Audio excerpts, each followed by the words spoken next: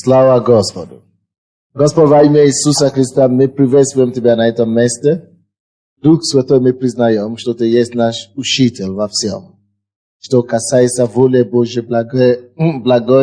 благоугодной. Мы просим Тебя, Господь, чтобы Ты научил нас, проговорил нам, изменил нас и помог нам усовершенствовать наши семейные отношения. Во имя Иисуса Христа весь народ сказал. Сегодня у нас, конечно, такое учение или семинар будет, и она немножко такая деликатная тема. Это потому что не просто в церкви она не широко проповедуемая, но даже в миру она не очень хорошо или широко проповедуется. А если даже проповедуется или учат или обучаются, то в основном в массе своем неправильно. То есть мы не можем научиться интимное отношение или правильное интимное отношение, если от мира. Мы не можем этому учиться у мира сего. И знаете почему? Потому что автор интимных отношений, автор сексуальных отношений является не человек, а Бог. Это Бог является автором. Эта Библия нам говорит, что Бытие 2:18. Вы можете открыть, что после того, как Бог создал человека, кто из вас знает, кого сначала Бог создал? Мужчину или женщину? Он создал мужчину. По имени какого? Адам. Бог создал Адама. И после этого Адам был один. И в один прекрасный день, 18 стих 2 главы, Бог говорит, и сказал Господь Бог, нехорошо быть человеку одному, сотворим ему помощника, соответственного ему. Нехорошо человеку быть одному. Это было Слово Божие, это было приговор Божий. То есть, не человек решил сам, что ему нехорошо быть одному. Это его Создатель принял решение, что это плохо, когда человек, либо мужчина или женщина, но особенно мужчина, когда мужчина один, или когда женщина одна, что это плохо, и Бог поэтому принимает решение, чтобы создать супругу или помощника, соответственного ему. Вы здесь? Так что, если мы хотим что-нибудь знать о браке, мы должны обращаться к истоку брачного отношения. Если мы хотим что-нибудь знать правильно о супружеской жизни, то мы должны идти к автору, основоположнику этого искусства и учиться у него, как жить правильно. Теперь давайте возьмем, я вам хочу дать какую-то картину. Давайте возьмем художника, допустим. Как раз мы находимся в правильном зале. Посмотрите, пожалуйста, на эту картину. Эта картина изображает Иисуса, когда он был вознесен, и ученики внизу. Человек, который вы согласны, что это художник нарисовал, правда? Возможно. Человек, который умеет рисовать, так? Художник. Не архитектор, наверное, и не инженер. Это художник, так? Художник, который нарисовал эту картину и любую другую картину, прежде чем он приступал к своему творчеству, к своей работе, когда он уже принял решение нарисовать что-то, согласитесь со мной, имел что-то в своем сердце, что он хотел бы изображать. То есть, тогда, когда мы с вами еще не знаем, что видит, художник сам, с того времени, как он достал доску и чернила, знал прекрасно, что у него в сердце, в изображении. Он знал, что он хочет передать. Bumage ili nadaske. Tak? Как он знал будущее художником, у него эта картина, форма, полноту этой картины уже была создана в разуме или в изображении. Понимаете меня? Допустим, возьмем конструктор. Любой конструктор, который очень может создать либо машину или самолет, они имеют что-то, которое мы называем прототип. Прототип – это как бы оригинал того, что они создают. Из разработка. Это разработка, прототип до того, как мы могли видеть с вами машину, в разуме или в сознании конструктора уже был свой прототип.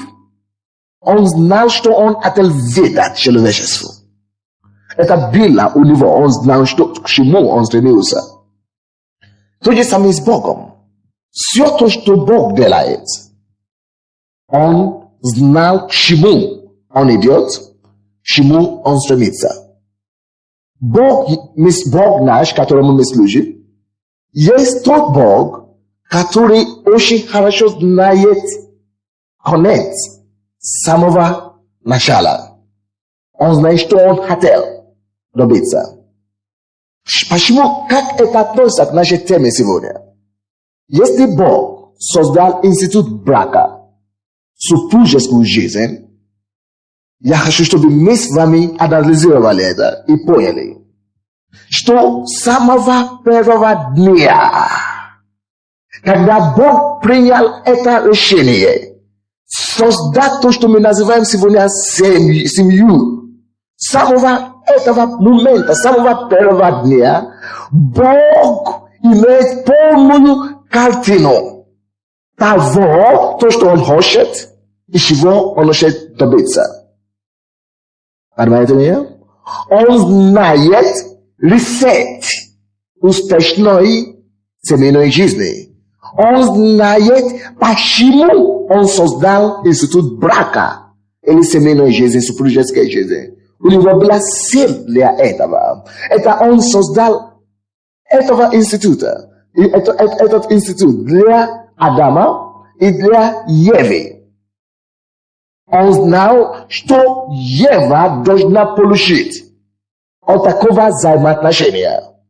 И он знает, что должен получить мужчина, Адам, от супружеской жизни. И когда он это сделал, он не хотел, чтобы мы отошли от его предписания. Он не ожидал, что Адам, то есть мужчина, или Ева, жена, будет когда-нибудь не только не слушаться ему, но еще и учить Богу, что нужно делать в супружеской жизни. Кто из вас знает, что создание не может учить Создателя, что делать? Понимаете меня? Знаете, к чему я склонюсь?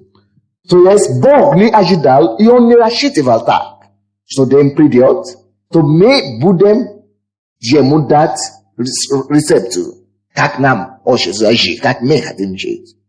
И поймите, поэтому мы не можем ожидать, что мир научит нас, как жить правильно, потому что они не создали супружеской жизни.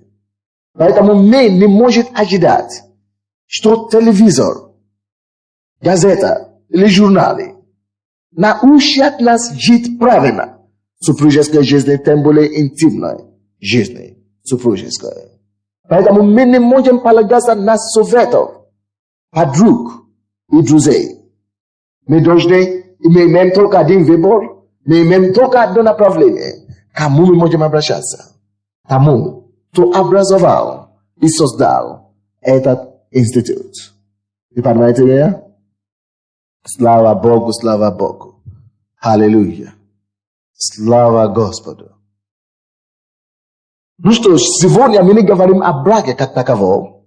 У нас, по-моему, был уже такие проповеди в церкви, вы можете приобрести кассеты, если вы хотите знать обязанности жены и мужа. Как раз кассеты эти мы специально делали копии для вас. Кассеты об супружеской жизни вообще находятся сзади. Но сегодня мы еще не провели такое учение здесь, в нашей церкви. И я думаю, что даже в Киеве, может быть, такое учение еще не было. Какое должно быть правильное, интимное отношение? Почему интимное отношение? Очень многие часто боятся эту тему, затронуть эту тему. Я даже больше вам скажу, иногда мужья и жены боятся затронуть эту тему. И они даже супруги, даже между собой очень часто не говорят глубоко или как следует об этом. Давайте посмотрим Библию, что Библия вообще говорит об интимном отношении. Если какой-нибудь заговорки или косвенное или непосредственное обращение к этой теме Библии. Давайте начнем, пожалуйста, от Матфея 19:5, который вы очень хорошо знаете. Мы всего лишь начинаем оттуда. Мы пойдем дальше. Хорошо? От Матфея 19, 5 стих. И сказал Иисус. Хорошо, давайте начнем с 3 стиха, пожалуйста. И приступили к нему фарисеи, и, искушая его, говорили ему, по всякой ли причине позволительно человеку разводиться с женой своей? Он сказал им в ответ, не считали ли вы, что сотворивший вначале мужчину и женщину сотворил их? Я хочу вам передать мысли Бога в этом 4 стихе. Задавали Богу вопрос, Иисусу вопрос. Можно ли человек разводиться с женой или с мужем? Иисус сказал, это глупый вопрос. Видите, что он не сказал, да или нет? Он сказал, это глупый вопрос. Откуда я это знаю? Потому что он говорит, вы что, не считали ли вы, что тот, кто и мужчину, и женщину создал, тот, кто их создал их мужчину и женщину. Вы видите мои ударения? Бог создал супружеской пары мужчину или жене мужчину, а женщина мужчину, а мужчина женщину. То есть он говорит, как это разводиться? Потому что когда ты разводишься, ты берешь еще другую женщину.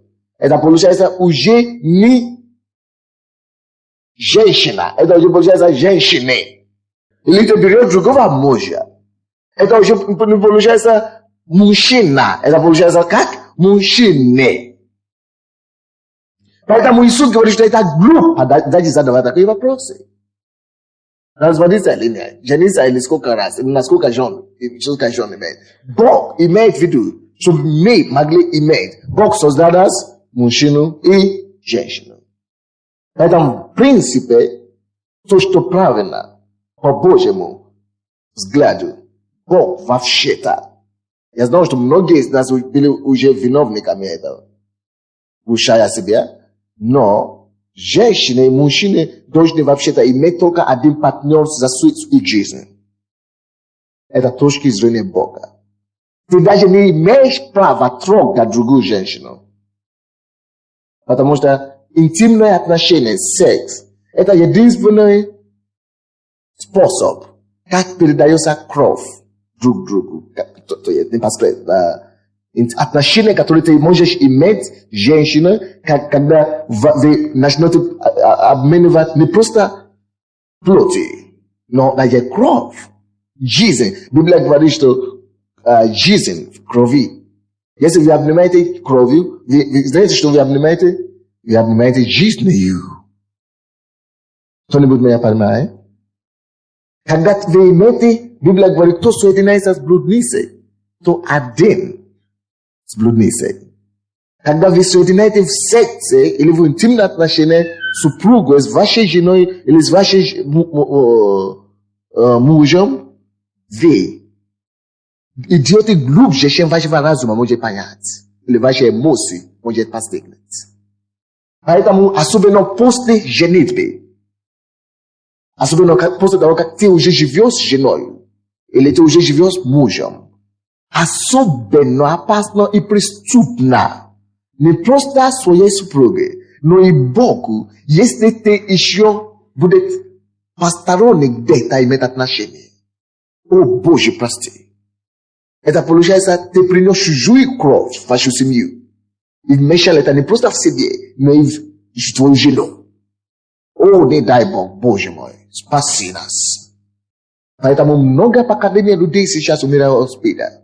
И в Африке, в Америке, и даже здесь. Потому что они не понимают таинства Господня. Поэтому мужчину и женщину сотворил их Бог. Если ты был виноватым или виновным в этом прошлом, слава Богу, что мы служим Богу, который прощает и забывает. Поэтому особенно важно, что после того, как мы уже приходим к Иисусу, и мы получаем ощущение и прощение. После того, как Бог уже сказал, окей, я видел, как ты жил неправильно. Я видел, как ты нарушил мои слова и установления. Но теперь же я тебя прощаю. И я кровью моего Сына единственного омываю тебя. После того, как он это чудо делает для нас, особенно преступно это будет, если мы еще пойдем после очищения, после прощения вступать в такой грех. Вы знаете, как это серьезно? 5 стих говорит: и сказал, поэтому оставит человек отца. Поэтому. Почему? Потому что Бог создал их, мужчину и женщину. Они для друг друга и только они обои. Поэтому это решение настолько серьезно. Не только серьезно то, что мы не должны иметь отношения с другой мужчиной или с другой женщиной, но она настолько серьезна, что Бог даже просит нас отделиться от наших собственных родителей. Не то, что чужие женщины, не то, что чужие мужчины могут помешать этому отношению. Но Бог говорит, поэтому оставить человек отца и матери. Чтобы вообще вы могли делиться, чтобы вы могли жить своей жизнью и получить полноты благословения, которые Он предназначил для супружеской жизни. Если мать и отец не имеют права или доступ мешать или торгаться супружеской жизни, то тем более мужчина со стороны или женщина со стороны. Она настолько серьезна. Поэтому оставит человек отца и мать и прилепится к жене своей, и будут два одной плотью. В супружеской жизни Бог хочет, чтобы муж и жена стали одна плоть. Чтобы мы имели все общее. Это значит, мы имеем не только квартиру общую. Это значит, мы имеем не только постель общую. Это значит, мы имеем финансы общие. Это значит, мы имеем общие беды, проблемы, радость и счастье. Чтобы они стали одною плотью.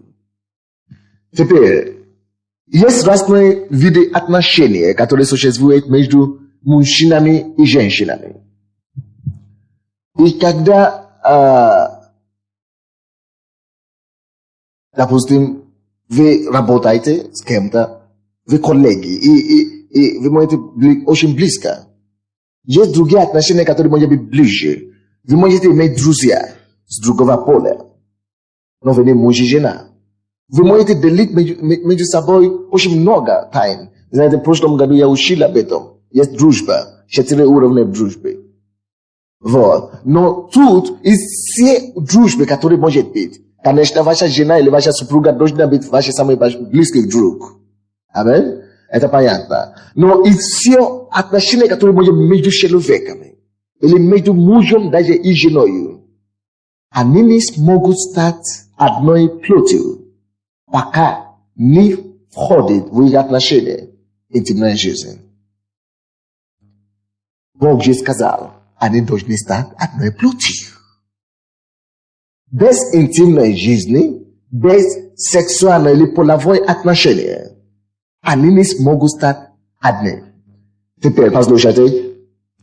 Если мужчина и женщина уже пошли так далеко, что они стали одним или одно сексуально, половой жизни, то не должна быть преграды в других сферах семьи, чтобы не быть одной.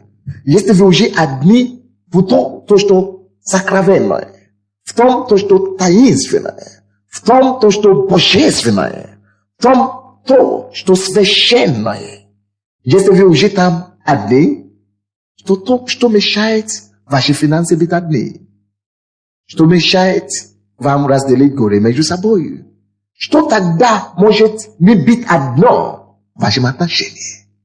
Если то самое сокровенное, вы уже одно там. Понимаете меня? Теперь это есть принцип, который было в сердце божества. Это есть то, что было в сердце Бога, когда Он сотворил это отношение. Это в частности, это наполовину я говорю только то, что касается секса сегодня. Я не говорю об остальном. Теперь давайте посмотрим, это правда, почему? Потому что Иисус Христос, как вы знаете, является частью божества. Аминь. Он есть вторая личность божества. Так что Он был там в начале. Аминь. Мы имеем 3 личности, но в одном Боге.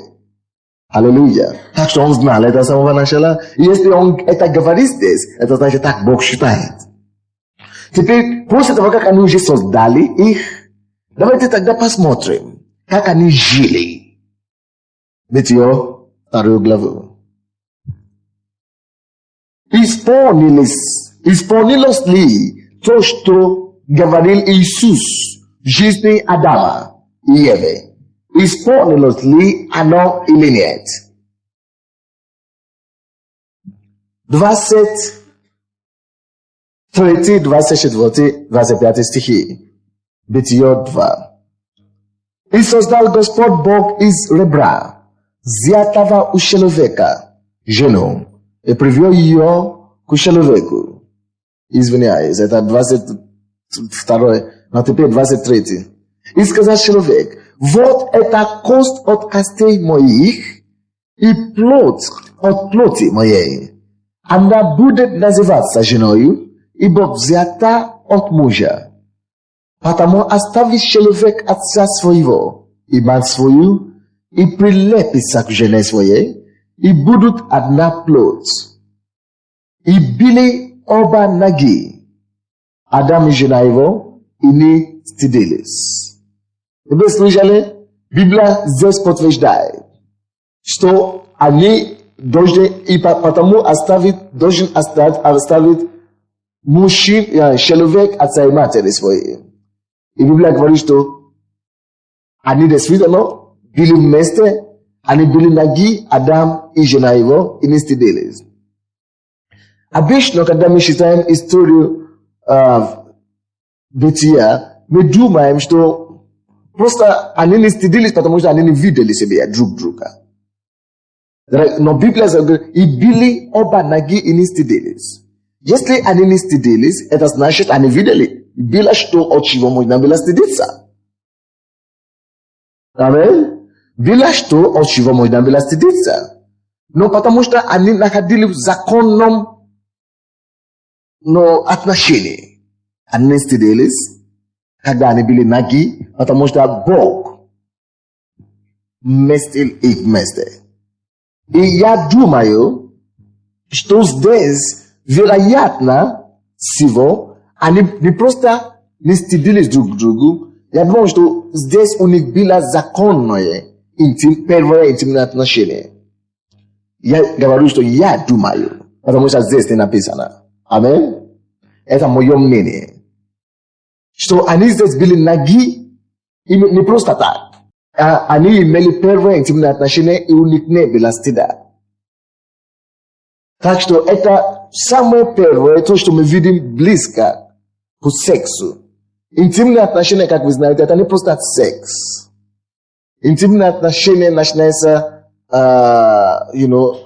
может быть, с поцелуя или с объятием. И имеет 3 уровня. Это секс, это совершающая стадия. Но это начинается с объятием и поцелуя, вторая стадия. Или первая, как у кого. Аллилуйя. Так, теперь давайте напишем, пожалуйста, для какой цели или, да, можно написать цели интимные отношения. Напишите, пожалуйста, если пишите. Для чего Бог создал интимные отношения?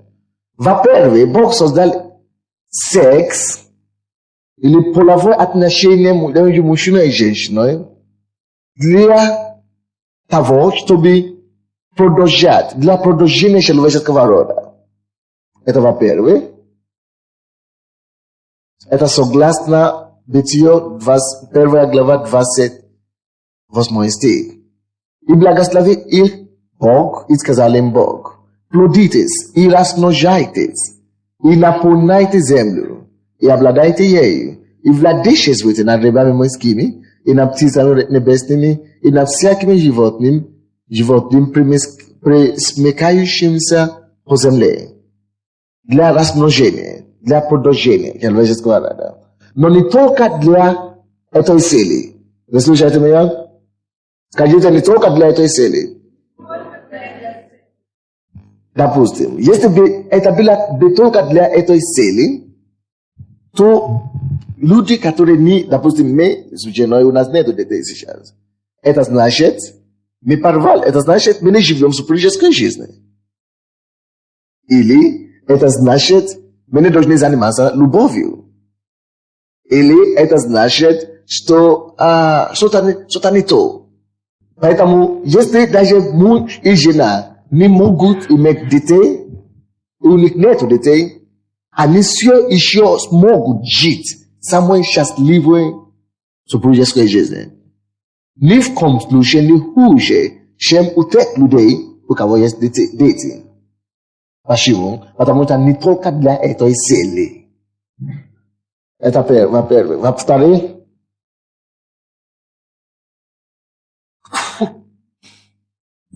Бог создал интимные отношения для или в силе уединения двух людей.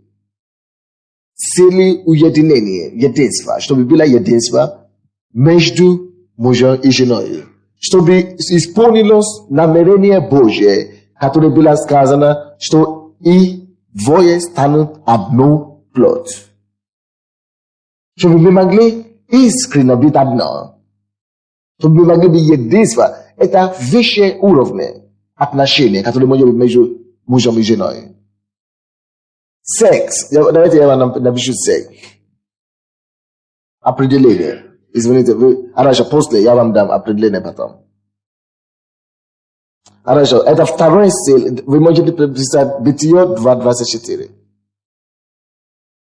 Третий, почему Бог создал интимные отношения? Открой, пожалуйста, брат, Притчи 5, 18-20 стихи.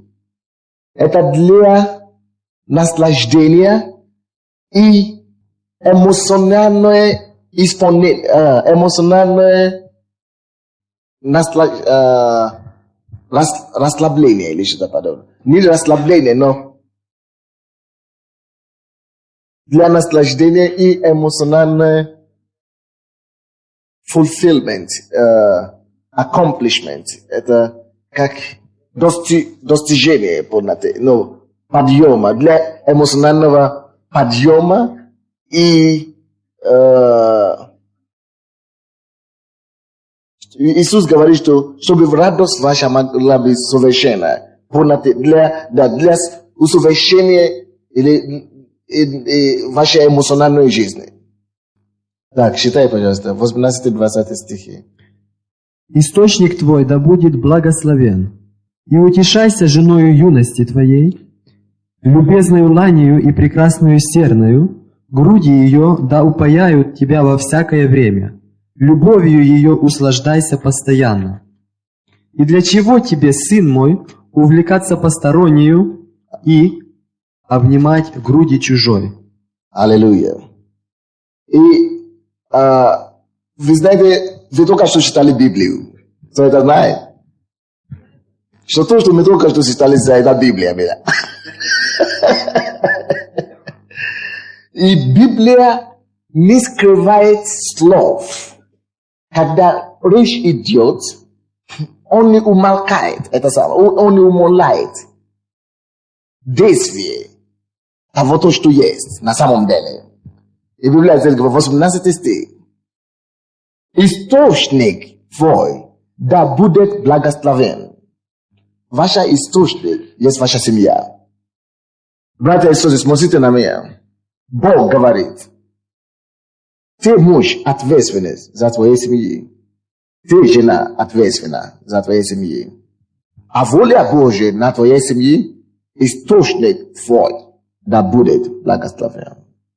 Семья твоя да будет благословена. То желание Бога. Но к этому благословению нужно, это благословение нужно отработать, нужно сработать их. То есть для того, чтобы семья была успешная, требуется, вы можете писать, требуется усилий двух супруг. Успешная семейная жизнь – это результат действия или старания двух супруг.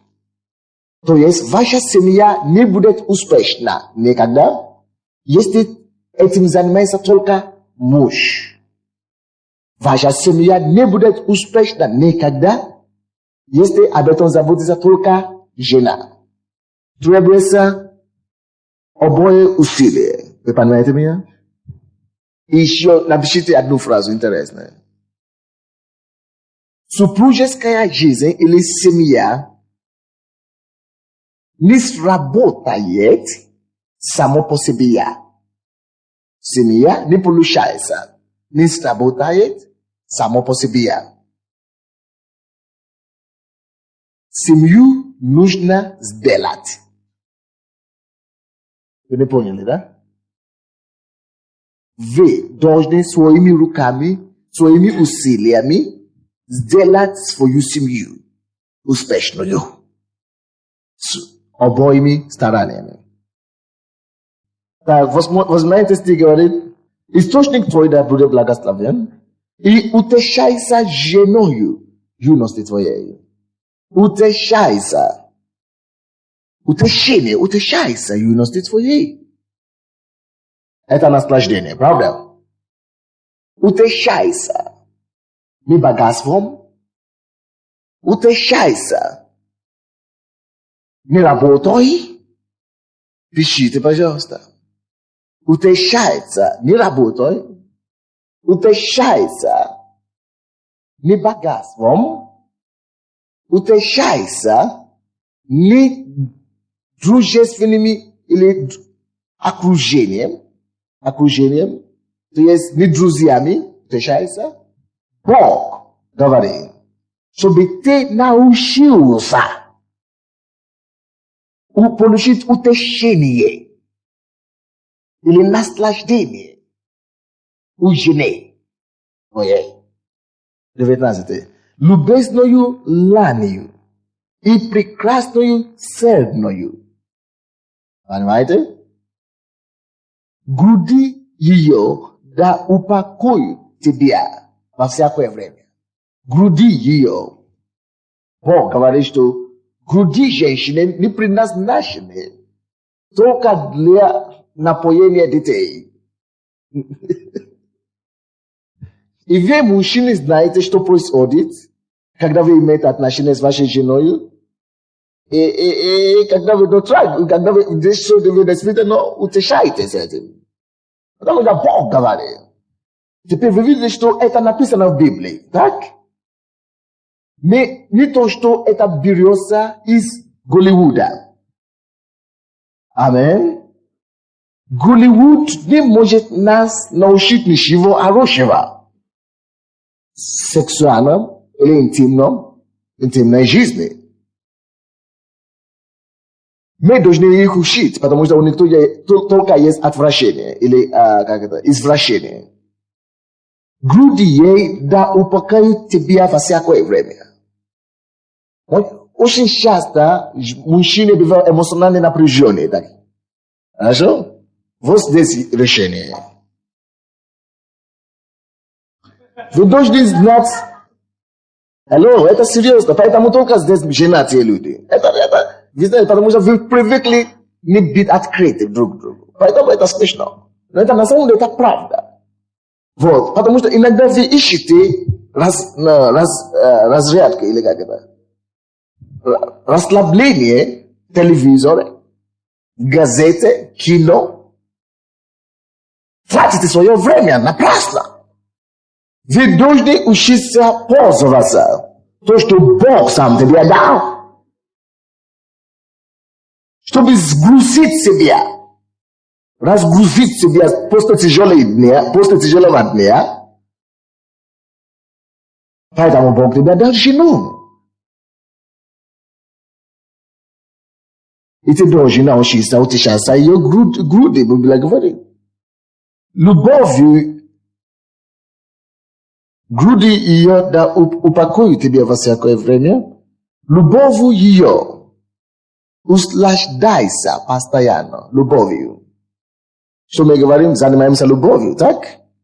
И любовью здесь, если мы будем принимать это, как то слово, которое мы говорим, заниматься любовью, что мы можем иными словами говорить, что, после груди обычно, что идет, это секс. И поэтому Бог говорит, половой жизни, который тебя, любовь, которую твоя жена тебя предлагает, или которую она делит с тобой, что ты постоянно, как написано, ты должен получить от этого наслаждение. Так что вы поняли, что супружеская жизнь не просто для рожать как можно больше детей. Вы знаете, из-за этого доктрина, чтобы только рожать детей, многие женщины сегодня остались очень неисполненными, не счастливыми. И вы знаете, что происходит? Мужчина приходит с работы, у них уже есть дети, они просто как у вас спам называется по-русски? Спермы, да? Он уже выпустил спермы, он достиг свой оргазм и ушел. Я уже сделал все, что необходимо, чтобы ребенок был. Он не задумывается, что необходимо еще довести свою жену до оргазма. Чтобы она также могла получить наслаждение с этого акта. А если жена жалуется, говорит, это что, я уже все, уже пустил туда, а ребенок будет, что там будет? Забывая о том, что цель супружеской жизни гораздо глубже идет, чем просто пустить туда я не знаю, за сколько минут это получится, за полминуты даже получится, пусти туда спермы и поехали, все равно ты будешь беременна, какая разница. Короче, мы будем потом говорить об этом. 20 стих. И для чего тебе, сын мой, увлекаться постороннюю и обнимать груди чужой? Для чего тебе? Теперь я вам скажу, для чего люди это делают. Потому что люди не имеют понимания. Люди не знают, что такое намерение Бога. Люди не имеют понимания о силе Божьей. Когда человек перестает ценить то, что у него есть, он начинает смотреть на то, что есть у другого. Или у чужого. Вы понимаете меня?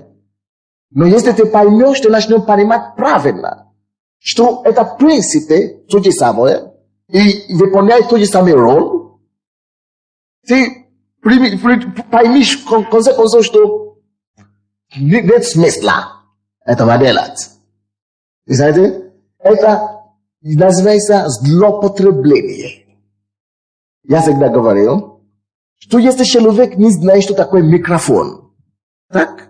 Допустим, стакан или другая вещь. Если человек не знает ценность чего-то, он автоматически будет злоупотреблять его. Если человек, допустим, видит микрофон, это первый раз, он пришел, барабаны, он можно будет играть. На барабане играет. Если человек возьмет это как инструмент для барабаны, как вы думаете, что произойдет с этим микрофоном? Спортится, правда? Девушки, вы не женаты, да? Вы не замужи. Вы не туда попали, извините. Пускай кто-то там стоит у входа. Когда кто-нибудь входит, вы спросите у них, если они замужем или нет. Потому что они пришли после того, как мы делали объявление как раз, да? Хорошо.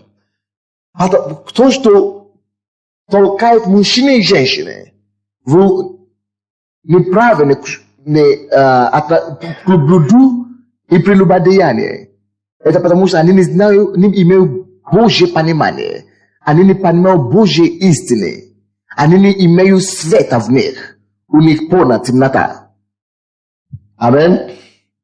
То есть мы уже с вами выяснили, что Бог заинтересован в том, чтобы у нас было всестороннее гармоническое наслаждение, чтобы мы могли получить максимум пользы с того, что он нам дает. Амин. Теперь следующее. Я хочу доказать, что любовное отношение между мужчиной и женщиной. Спросите, кто-нибудь уже просил? Кто этим занимается? Я говорю, что кто-то там стоял. Аллилуйя. Давайте откроем, пожалуйста, Песни Песней, 2 главу. Песни Песней, 2 глава. Виктор, считай, пожалуйста, от 3 стиха по 17. Песни Песней, 2 глава, 3 стиха по 17. В эти стихи Библии, да? Слушайте меня. В этих стихах я хочу, чтобы вы... Алло, слушайте, пожалуйста. Чтобы вы обращали особое внимание на разговор, на манеры разговора здесь, и на какие слова употребляемые между мужем и женой. Хорошо? Так. Что яблонь между лесными деревьями, то возлюбленный мой между юношами. В тени ее люблю я сидеть, и плоды ее сладки для гортани моей. Он ввел меня в дом пира, и знамя его надо мною любовь. Спасибо. Теперь тут говорит так, женщина, так? Возлюбленная, как жена, скажем. Я вам скажу, что книга вообще Песни Песней, она олицетворяет собой отношения, которые есть между Иисусом и церковью. Так? И брак тоже олицетворяет себя то же самое, отношения. То есть, какое любовь? Любовное отношение есть между церковью и Иисусом. И какое любовное отношение должно быть между мужем и женой. Теперь заметьте, пожалуйста, слова и обращения, которые использует эта женщина. То, что у нас есть сейчас, я вам скажу, это фальшь. За супружеское, то, что мы называем супружеское свидетельство, это фальшь. О, Саша, Петя, иди сюда. Но читай, пожалуйста, 3 стих. Как обращается жена к своему мужу?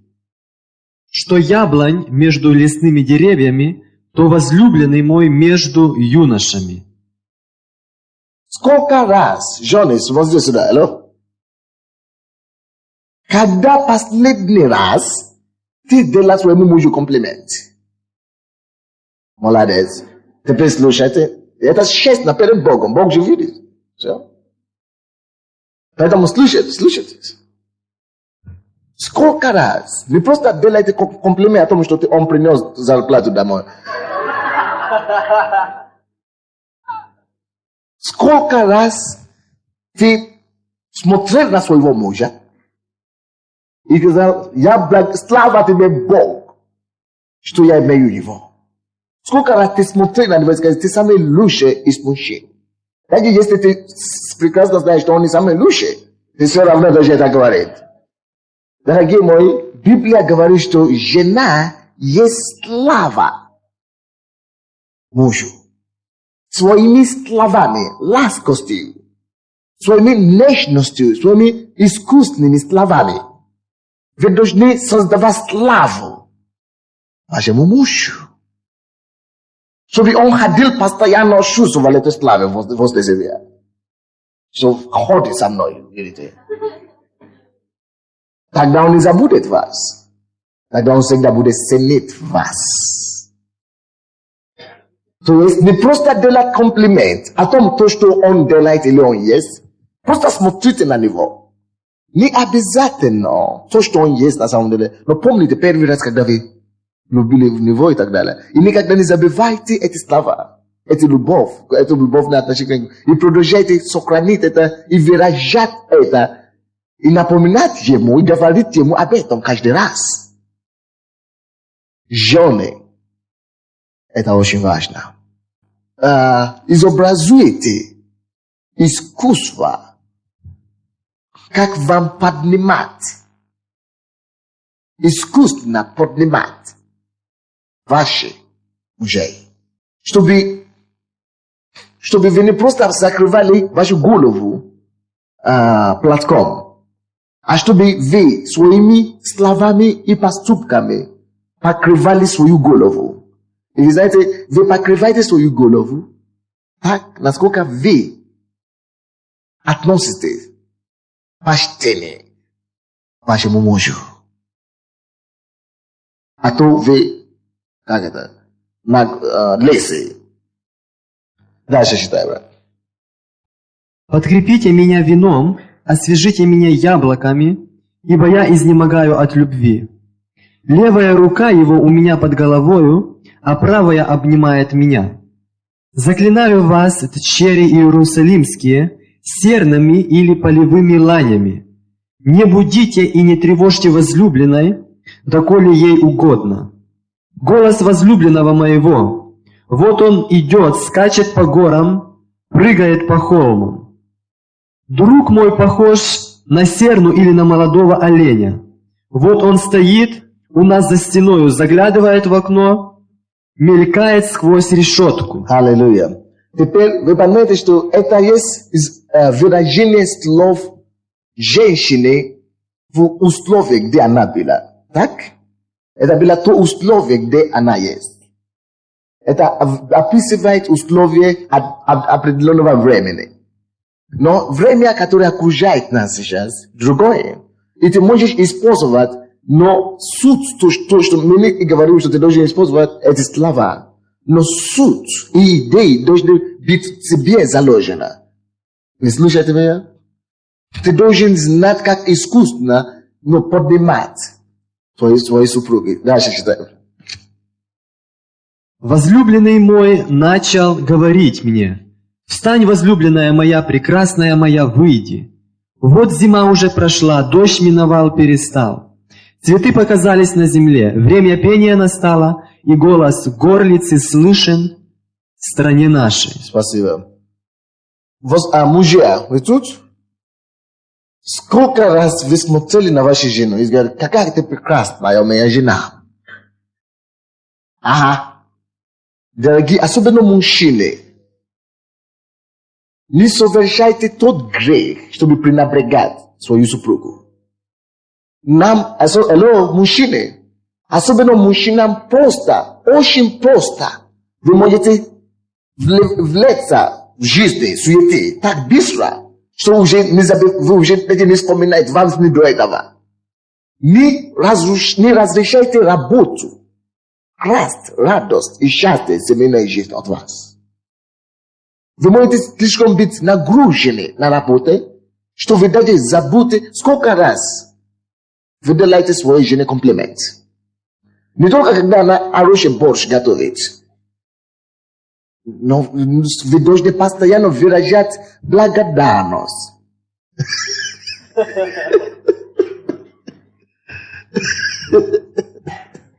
Вообще за то, что он есть ваша жена. You know? Серьезно, что она есть ваша жена.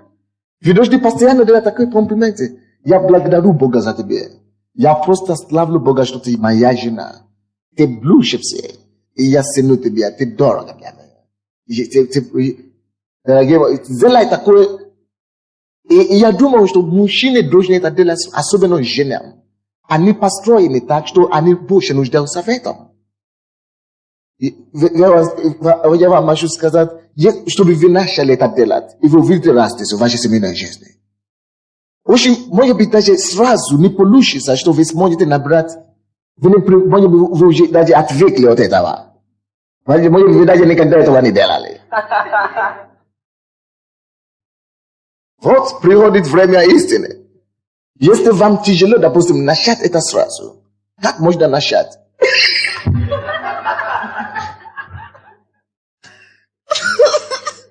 Жены и мужья, они так смотрят на друг друга, уже все.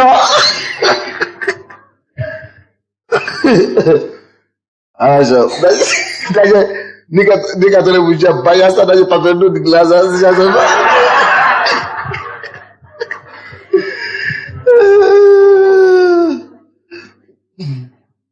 Мужчина, братья, как прекрасна ты, моя прекрасная. Может быть, это относится к мужьям и к женам, особенно к мужьям. Если вам тяжело, начните, вы знаете как, тактику, которую я вам дам. Да, это интересная тактика. Начните так, чтобы встаньте рано, или пойдите на кухню, или куда-то в туалет, и пишите очень много прекрасных слов, бумага. Да, допустим, а тебе, я тебя люблю. И оставьте на постель, или на кухне, или где она может это видеть. Потому что многие, они не могут переходить этот барьер, что, как чудесно ты, как прекрасно ты, как ты чудесно. Но. Поэтому напишите это всегда. Каждое утро, когда ты идешь на работу, поставь. Пускай она придет первая. Я тебе скажу, тебя встретят по-другому. Как только что ты услышат звуки твоих ног. По-другому откроют тебя двери. И тут борщ будет особенный вкус. Аминь. Дальше. Вот зима уже прошла, дождь миновал, перестал. Стоп. Вот зима уже прошла, дождь миновал, перестал. Чему это? Я буду это все говорить в будущем. Но это говорится о том, что муж постоянно ждал времени веселья с женой. Муж должен искать условия, как веселить и ласкать и И делать приятно. Это почему зима уже прошла, чтобы они могли пошли гулять. Погулять. Мужья, слушайте меня, пожалуйста, во имя Иисуса. Вы всегда должны постоянно. Вы слушаете меня? Вы должны всегда постоянно искать различные способы, как вам веселить, развлекать ваши супруги и ваши семьи. Мы можем считать, что мы ходим в церковь вместе. Это одно развлечение, слава Богу. Но одно это, если вы только будете это делать, это получается однотипное развлечение. Однообразное, одностороннее. Ты должен всегда думать в твоей голове постоянно. Не просто работать. О том, как мне развлечь мою жену на этой неделе, в этом месяце, по-другому. Мы в ресторан пойдем раз в году. Мы в столовую какую-то пойдем. Или... Жена откажется, за что дома лучше. Не просто скажи, или может быть, я сегодня сделал ей сюрприз. Она ушла, я готовлю ей. Она приходит, я сегодня накрываю стол. Или я сегодня глажу одежду. Или, ты должен всегда понимать и думать, изображать об этом, как ты должен сделать свой брак. Вы помните то, что я сказал в начале? Что хорошая супружеская жизнь не просто так сложится, не получается. Хорошая семья не просто так сложится. Вы должны оба сделать. Мы сделаем, вы должны сделать свою семью. Я поглажу, может быть, на этот раз. Или я буду стерять. Или ты должен постоянно изобразить в этом направлении. Или мы пойдем гулять. Или просто пойдем смотреть по магазинам. Или сделаем покупку. Вы должны всегда это делать. Это было тактика, это было то, что делали. Это поэтому Бог вместил это в Библии, чтобы мы могли читать и учиться. Кто-нибудь меня понимает? Мужья, запишите это и не забудьте. Я прошу вас во имя Иисуса. Ты говоришь, это не очень духовно. Да, речь не идет сейчас о духе, речь идет об одной плоти. С тобой. Но это здесь в Библии. В Библии баланс. Балансированная книга. И там чистоты должны быть балансированы. Невозможно только одну часть Библии бежать с этим. Дождь миновал, перестал. Так, 12 стих читай, брат. Цветы показались на земле, время пения настало, и голос горлицы слышен в стране нашей. Цветы показались на земле. О чем это говорит? Муж сознательно. Даже может в современном мире. Это жены напоминают мужа, что уже есть цветы. Чтобы он мог как-то обращать внимание, что цветы уже есть. А то он не обращает внимания. А в библейские времена это не было так. Это муж радуется, что цветы появились. Чтобы я мог чтобы у меня могли бы чем угостить или сделать своей жене приятной. Да. То есть, это есть одним способом, как сделать своей семье приятной и интересной. Он радуется. Заметьте себя, кто радуется, что цветы появились? Муж. И говорит кому об этом?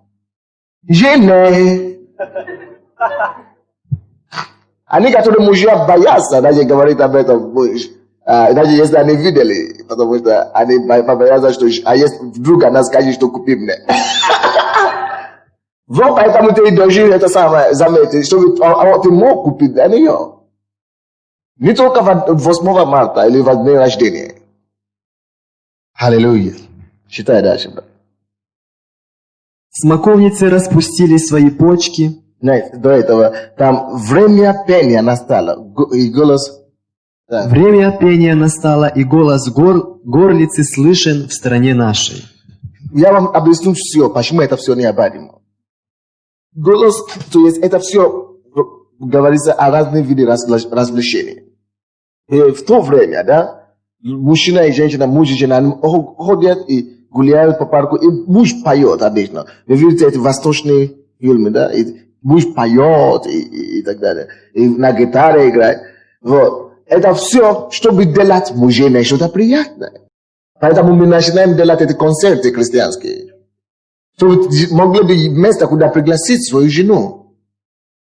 И я вам скажу, если муж будет заботиться о жене так, ты делаешь ей комплименты здесь с утра, днем, вечером, у вас будет особое интимное отношение вечером. Бесподобное. У вас в семье всегда будет светить свет. Приятно всегда будет. Не считай дальше. Смоковницы распустили свои почки, и виноградные лозы, расцветая, издают благовоние. Встань, возлюбленная моя, прекрасная моя, выйди. Теперь слушайте. Вы видите, какие интонации между женой и мужем? Какой манеры разговора должна быть? Ласка, ласковая. Стань, жена моя.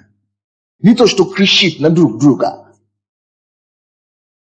Я вообще это еще в жизни еще не представляю. Серьезно, что, может быть, как это я могу кричать на свою жену? Я даже не знаю. Или на своего мужа. Но простого уважения это должно быть. Вот какой манера разговора должна быть у вас в семье. Ласковость. Все время. Я вам скажу, это счастье интимного отношения. Поэтому многие женщины становятся фригидными, да. Ничего не получается.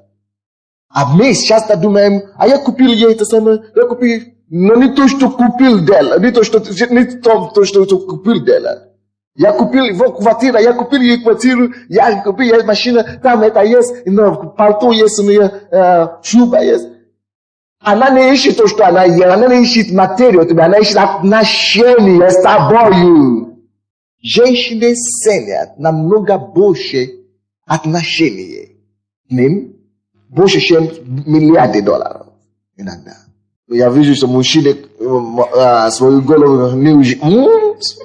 Да! Значит, это для вас откровение. У вас будет еще много таких откровений. Читай дальше, брат. Голубица моя в ущелье скалы, под кровом утеса. Голубица моя. Тая! Алеса! Ага! Сая! Тая! Иди сюда! Голубица моя. И поэтому я люблю христианские семьи на Западе, особенно в Америке. Они не называют себя просто по имени. И я тоже не называю свою жену по имени дома. Я называю ее принцессой моя. Постоянно. И когда я так отношусь к ней, мне не придется никогда в жизни, даже суметь укричать или... Потому что ее уважение, это сразу дает уважение. А это уже сразу выходит на другой уровень. Миша, Саша, иди сюда, даже как раб. Саша, иди, дети все это видят. Какое будущее мы вырастем? Дальше, брат. Покажи мне лицо твое, дай мне услышать голос. Есть на русском, тем более на украинском, очень много выражений. Коханая моя. Есть такое? Люба моя. Есть такое? Глублица моя. Вот очень много чего можно это самое. Это же по-украински, по-русски есть такие вещи, да, правда? Аминь. Видите как? Поехали. Покажи мне лицо твое, дай мне услышать голос твой, потому что голос твой сладок, и лицо твое приятно для меня. Видите, какие слова? Сделай комплименты вашим женам. Лицо твое приятное. И ты одета красиво сегодня. У тебя хорошая прическа сегодня. А то они стараются, а мужа вообще никак не замечают. Вы думаете, что, моей жене все равно. Ты думаешь? Вы знаете, почему мы часто думаем, что нашей жене все равно? Потому что они уже... Это не их природа. Это не природа женская. Потому что это уже... Вы убивали это чувство в них. Поэтому они уже как-то вещить, как-то стараются. Читай дальше. 17 до 17. Давай надо считать. Ловите мне лисиц, лисенят, которые портят виноградники, а виноградники наши в цвете. Возлюбленный мой принадлежит мне, а я ему. Он пасет между лилиями. Доколе день дышит прохладою и убегают тени, возвратись, будь подобен серне или молодому оленю на рассеянии гор. До 17 ты читал? Спасибо. Короче, все уже тут понятно, да? У нас время идет. Я быстренько сделаю еще одну тему сегодня. Потому что нам еще надо пройти, что женщины должны знать о мужчине, или что муж должен знать о жене, и что женщины должны знать о муже. Что еще есть такие темы, как искусство секса, искусство прелюдии, или игры до акта, возбудимость женщины, возбудимость мужчины, и такие подобные темы. Преждевременная эякуляция, многократный оргазм и оргазм, положение в половом акте и так далее. То есть у нас, я молю, чтобы эти 2 выходных хватили, но очень важные темы мы будем рассмотреть. Сейчас, если вы пишете, напишите другую рубрику или подтемы, что каждая жена должна знать о своем муже. Жены пишите особенно, потому что вы не запомните это все. Я помню. Вы можете, конечно, покупать кассету. Это завтра будет готово, по-моему. Вот, или видеокассета, или аудиокассета. Если вы не пишете, тогда нужно. Что каждая женщина, или что каждая жена должна знать о своем муже. То есть, что это значит? Я хочу сейчас рассмотреть, братья и сестры, вы слушаете меня, да? Я хочу сейчас, чтобы мы рассмотрели с вами, женщины, особенно сестры. Вы должны знать кое-какие вещи о вашем муже. Не просто о вашем муже, вы должны знать, что для него обозначает секс. И интимные отношения. И какое у него отношение к этому, как он это видит. Вы должны это знать, чтобы вы могли себя расположить правильно к нему. Что мужчина ожидает от секса, что секс обозначает для мужчины. Или для мужа. Первое. Потому что это очень важно, чтобы мы это знали. Я еще раз подчеркну это. Многие проблемы есть. Даже на Западе бывают такие случаи, что даже жены судят своих мужей. Что он слишком, он слишком много хочет от меня. Это не понимание. Не понимание вообще. Потому что первое послание к Коринфянам, 7 глава, 2 по 5 стиха написано, что жена, тело жены не принадлежит ей, а мужу. Тело мужа не принадлежит ему, а жене. И первое, то, что каждая женщина должна знать о своем муже, это то, что секс или половой акт для мужчины является прежде всего его, то есть, я по-другому скажу, то есть секс удовлетворяет его сексуального водительства, можно так говорить, драйв. Кто знает, такой драйв? Это желание, это естественное желание. Удовлетворяет удовлетворяет его естественного или натурального потребность, влечения. Да, он удовлетворяет его естественные потребности. Это не просто простая потребность. Я постараюсь объяснить. Бог создал мужчины так. В нашем организме, если врачи здесь, пожалуйста, может быть, у нас есть какие-то врачи здесь, или медицинские работники. Нам понадобится завтра или на следующей неделе, если вы можете нарисовать органы мужчин, размножение женщины и мужчины, пожалуйста. Полностью. Органы размножения мужчины и женщины. И принесете. Мы будем работать над этими вещами. То есть в каждом мужчине строение, наше органическое строение, да, строение нашего организма, было построено так, чтобы мы были агрессивными в сексуальном плане. Больше, чем женщины. То есть, когда очень многие женщины жалуются, что он слишком агрессивен, он слишком много требует, сколько, я не против секса, но может быть раз в неделю, а он может быть каждый день или каждые 2 дня, или что-то подобное. Если вы поймете строение тела мужчины, вы поймете, что это не случайно. Допустим, я просматривал, изучал эту тему, и я вам дам какую-то статистику, которую я нашел. Каждый мужчина аккумулирует очень много, даже миллиарды за неделю. Мужчина может аккумулировать миллиарды точек или спермов. Вы поняли, да, то, что они сказали? Сперматозоидов. Миллионов таких. Каждый раз, я вам, чтобы понял, что это значит. Каждая капелька сперма, да, которая, попадает от мужчины, либо в женщину, каждая капля такое, содержит в тебе 3 миллиона сперма. 3 миллиона. Это огромное количество. И еще написано, говорят, что мужчине требуется, и вы знаете, что не просто капля, когда интимное отношение идет, не просто капля, он высвобождает. Он высвобождает много капель такие. Но может быть 2 или 5, или много. И в каждом 3 миллиона. И слушайте, пожалуйста, очень интересно. Напишите мужчине. И каждые 42 часа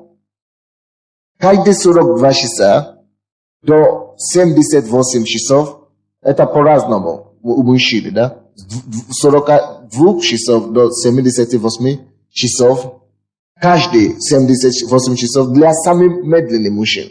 А для таких самых быстрых, каждые 42 часов он производит,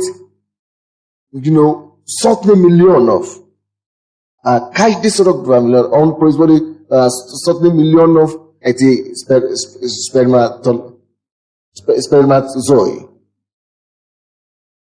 сперматозои. Я, наверное, напишу, дайте мне ручку. Сперматозои. Вот. И когда это уже накапливается, слушайте меня, пожалуйста, он может это не ощущать в его мужском органе, он может даже не ощущать. Но в его теле, в его организме, там напряжение большое создается ему. Он даже может не понимать, мужчины даже иногда не понимают, откуда их напряжение. Они даже не понимают. Но они что-то ищут постоянно, они что-то хотят, что-то, но они сами не понимают, что они ищут. Потому что уже накопилось достаточное количество сперматозоидов, которые нужно уже было высвобождать. Они не могли высвобождать. Иногда они не могут высвобождать это по разным причинам. И кто-то работает. А если такие агрессии начинают появляться у вашего мужа, или какие-то, он сам даже не знает, что он хочет, вы как муж, как жены, вы должны понимать, что, секс есть один из способов, как мужчина просто расслабляет и удовлетворяет то, что является естественно для его организма. Ему надо все это высвобождать все равно. А он это может высвобождать не просто так, а в свою жену. Вы понимаете? Я не знаю, если это понятно. Я тоже не специалист, но если учимся. Вы понимаете, что я говорю, да? Что первое условие, первый пункт, это то, что естественная потребность, естественное натуральное создание человека, мужчина, делает его автоматическим агрессором. И поэтому многие мужчины не очень правильно подходят к сексу. Потому что это у них уже накопило всего. Они не понимают, что женщины нельзя просто так, как и они. Мужчины получают потребность, сексуальную потребность сразу. Потому что это накопляется в течение дня. А женщины, чтобы их включить, нужно отработать, нужно прелюдии и так далее. И очень часто мужчины это не понимают, они просто считают, они просто думают о своей агрессии, о своей потребности и сразу хотят. Сразу секс. И они иногда встречают очень много сопротивлений. Они не понимают, почему она не хочет. Не в том, что она не хочет, но она хочет, чтобы ее довели до этого состояния. Женщина совсем другая, у женщины совсем другой натуры. Это, чтобы женщина могла правильно и заниматься любовью, любое время, или, допустим, вечером, допустим, это во много зависит от отношения мужа к ней с утра. Допустим, если с утра мужчина пренебрегал женщину и жену и даже не обращал внимания, а потом вечером я хочу. Мало что ты хочешь. Это женщина считает это как неуважительное отношение.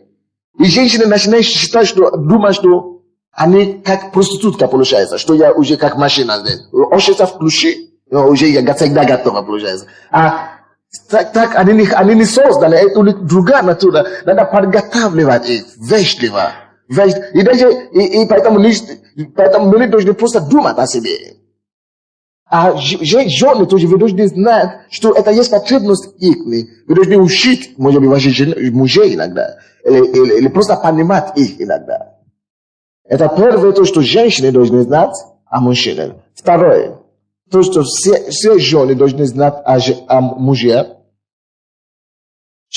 Это то, что секс для мужчины или для вашего мужа, это важно для него.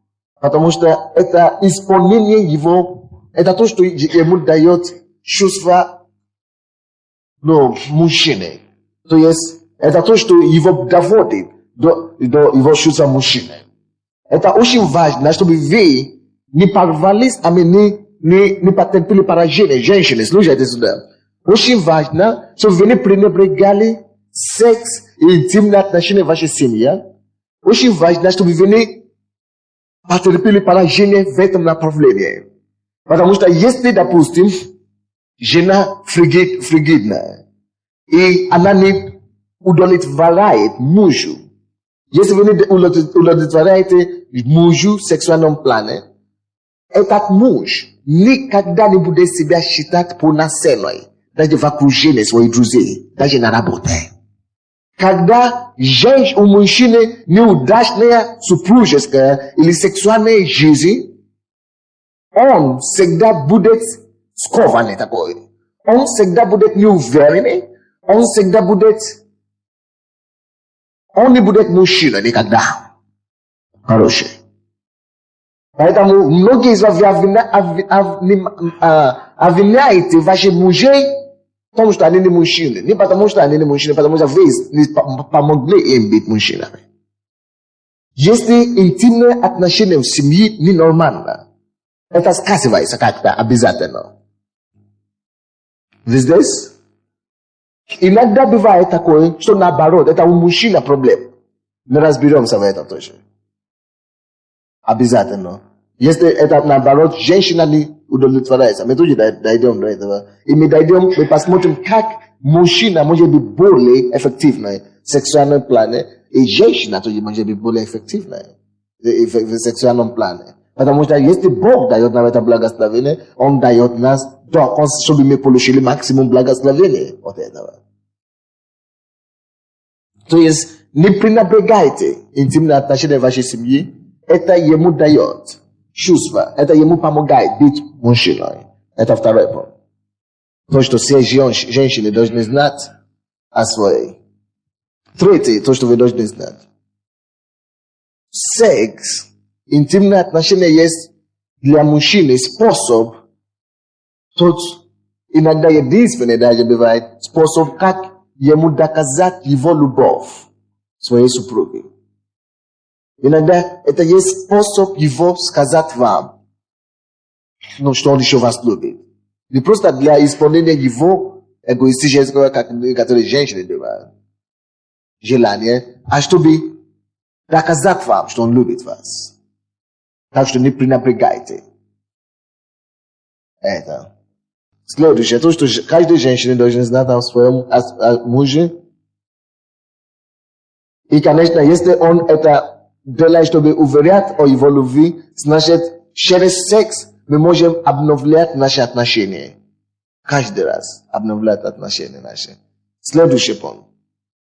Женщины должны это помогать. Я думаю, что тут женщины должны помогать своим мужей избавиться от этого. У проблемы есть особая проблема, у мужчины есть особая проблема, которая тоже есть у женщин, но не так много, не так острая, как у мужчин. Это проблема мысли, навязчивые мысли. Вы даже помните, что Иисус сам напоминал об этом, так? От Матфея 5, 28 стих. Вы помните, когда Иисус говорит, что если кто смотрит на женщину вожделением, так? Он уже совершил прелюбодеяние с ней в своем сексе. Потому что эта проблема преследует мужчинам больше, чем женщин. Поэтому Иисус относит этот вопрос именно к мужчине. То есть мужчина может очень просто запечатлять вещи в своем разуме и начинать крутить там. Вот. Секс есть тот путь, как мужчина именно успешные интимные отношения дома, есть тот путь, как мужчина может избавиться от нездоровья мыслей. Если этот вопрос поставлен хорошо в вашем доме, вы можете, женщины, вы можете помогать вашим мужчинам, вашим женам избавиться и жить свободной жизнью от мыслей, от преследования, от некрасивой и нечистой мысли. Вы понимаете меня, да? Это есть, если у него будет очень хорошая сексуальная жизнь дома, он думает, что все равно, что мне даст. Допустим, я не знаю, как человек может иметь Мерседес дома, а потом завидовать Жигули на улице. Не стоит.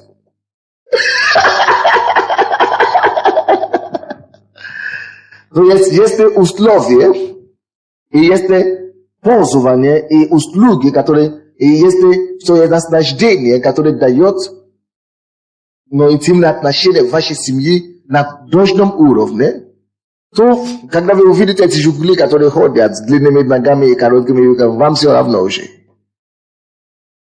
А жены должны помогать мужьям в этом. У меня следующее, все то, что мужчины должны знать, следующий пункт. То, что мужчины, или то, что каждый муж должен знать о своей жене. То, что каждый муж должен знать о интимном отношении его жизни, его жены. Но мы это продолжим завтра, потому что наше время уже, да? Уже время, и все. Завтра я надеюсь, что мы сможем знать все то, что мужчины должны знать о интимном отношении, о сексе, что женщины думают о сексе, и как они это принимают. И завтра я думаю, что мы дойдем до темы, слушайте, пожалуйста, внимательно. Кроме того, что мужчины должны знать о женщине, мы также дойдем до темы искусства секса. Что значит секс? И как получить наивысшее удовольствие от интимных отношений.